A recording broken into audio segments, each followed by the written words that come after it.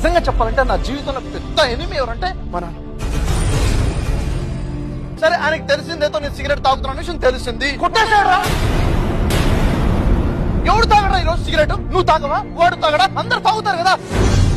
ఇంత వయసుకు వచ్చినా నువ్వు కొడతాడరా అని చెప్పేసి రాయి దగ్గర నుంచి లేచి రమేష్ వెళ్ళిపోతుంటే సంతోషం. అరే ఆగరా ఆగరా అంటే లేదురా, నా జీవితంలో సంతోషంగా ఉండాలంటే మా నాన్న ఉంటే నేను సంతోషంగా ఉండలేను. ఆలోచన వచ్చింది, ఒక పాయిజన్ అరేంజ్ చేసుకుంటాడు. ఏదో విధంగా ఈ రోజు నైట్ పాయిజన్ కలిపి నాన్నకి ఏదో విధంగా ఫుడ్ లో ఇచ్చేయాలి. నాన్న చనిపోతాడు, దాన్ని చంపాలి అనుకుంటాడు, నిర్ణయం తీసుకుంటాడు. అనుకున్న విధంగా పాయిజన్ బాటిల్ అరేంజ్ చేసుకుంటాడు.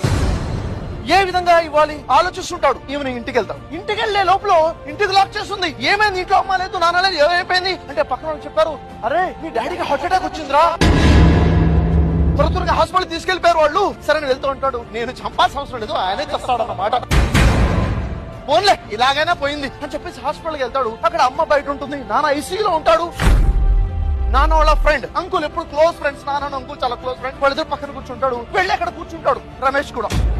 అంకుల్ లేచి ఆయన చేసి, రమేష్ బాధపడబాకరా, పెద్ద హార్ట్ అటాక్ ఏం కాదు, కొంచెం వచ్చిందన్నారు, నాన్నకేమీ కాదు, ఆయన బతుకుతారా, బయటకు వస్తారా అంటుంటే ఆయన బతుకుతారనే కదా నా బాధ, ఆయన ఇంకా కూడా అని లోపల అనుకుంటుంటాడు.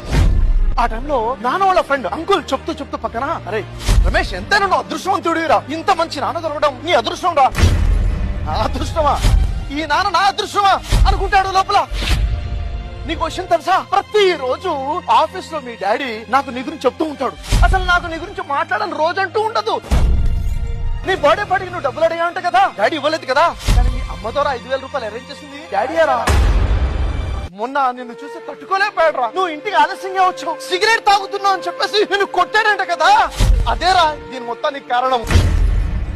నిన్ను కొట్టాడన్న బాధ, నువ్వు ఎక్కడ చెడిపోతున్నావు అన్న బాధ.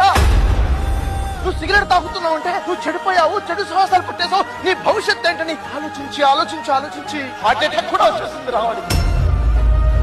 నిజంగా ఇంత గొప్ప తండ్రి ఉండడం నీ అదృష్టమేరా అని మాటలు చెప్తుంటే, రమేష్ ఈ మాటలు అవునా, మా నాన్న ఇంతగా నా గురించి ఆలోచిస్తున్నాడా, నేనే అర్థం చేసుకోలేకపోయానా, మా నాన్న నేనే తప్పుగా అర్థం చేసుకున్నానా, ఒక రియలైజేషన్ వస్తుంది.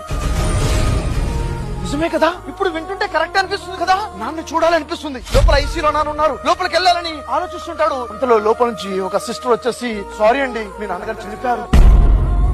ఇంకా ఏడుపు ఆగదు, ఏడడం మొదలు పెడతాడు. సెక్యూరిటీ ఆపుతున్నా కానీ పరిగెత్తుకుంటూ లోపలికి వెళ్ళిపోయి నాన్న మీద పడి, సారీ నాన్న, నిన్ను నా శత్రువు అనుకున్నాను, చూడు నాన్న నీకు తీసుకొచ్చాను నాన్న,